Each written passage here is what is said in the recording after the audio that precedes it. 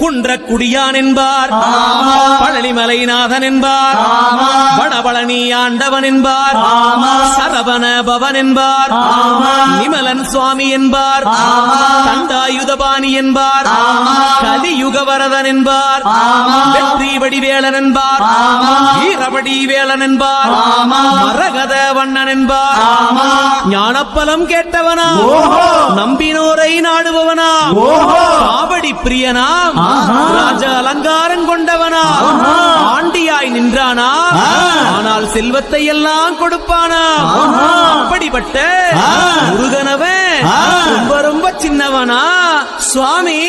சின்ன சின்ன முருகைய, சிங்கார முருகைய, கொஞ்சி கொஞ்சி தமிழ் பேசும் வடிவேலனவன்.